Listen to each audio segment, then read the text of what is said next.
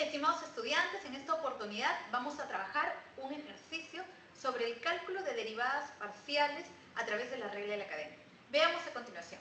Nos indican que la función z, que depende de dos variables, es igual a 2xy, donde la variable x depende de s y de t a través de esta correspondencia, y la variable y también depende de s y de t a través de esta correspondencia.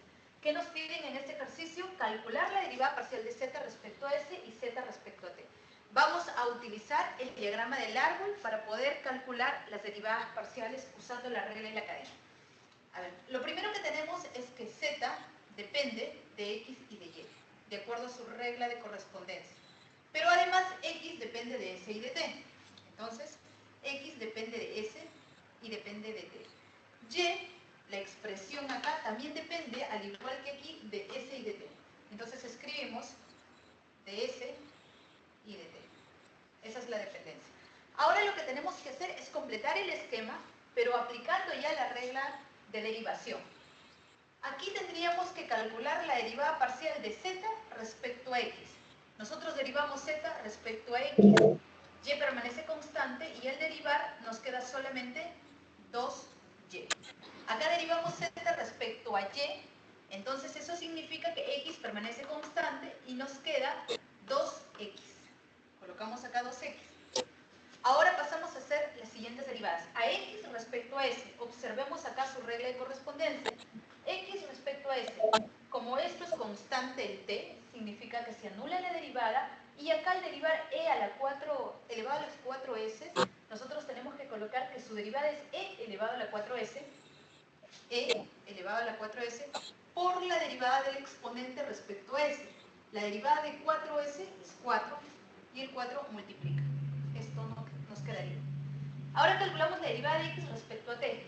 Significa que s es constante, esta derivada se anula, y solo derivamos acá por potencia. El 2 baja y nos quedaría 2t. Ahora derivamos y respecto a s. Respecto a s, regla de la potencia, 3s cuadrado. Este se anula. Y escribimos acá 3s cuadrado.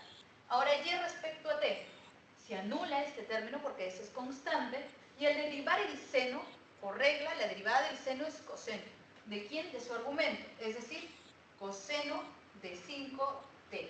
Pero como el argumento es compuesto, no solamente es t, sino 5t, multiplicamos la derivada por la derivada de 5t, que es 5.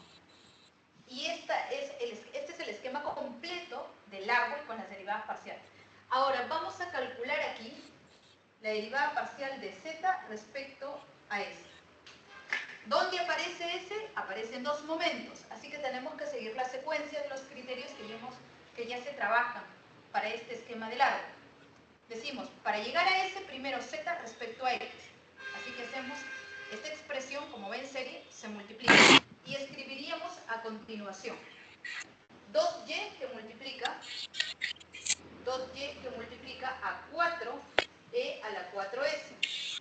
Ahora seguimos, nos abrimos en la rama, más, ahora z respecto a y, significa 2x, y ahora y respecto a s, significa 3s. Como están en serie, se multiplica 2x por 3s cuadrado. Luego operamos los coeficientes, aquí y aquí en esta expresión, y obtenemos la derivada. La derivada de z ahora respecto a t, hacemos lo mismo.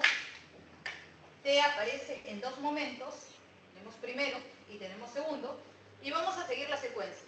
Para llegar a t aquí, s, x, x, t. Entonces es 2y multiplicado por 2t.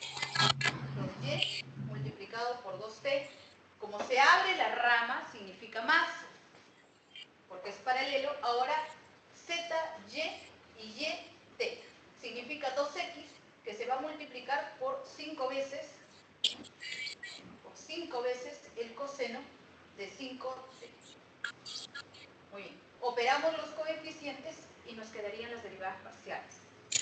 En resumen, lo que nosotros tenemos que observar primero es la secuencia de las dependencias de las variables. Z depende de x y de y, x depende de s y de t, y también de s y de t. Luego, en el diagrama del árbol, tenemos que calcular las derivadas. Finalmente, para escribir las derivadas parciales, solo tenemos que tener en cuenta si están en serie o están en paralelo. paralelos hasta llegar a las variables que nos piden en el cálculo de la derivada. Muchas gracias, nos vemos en otra oportunidad.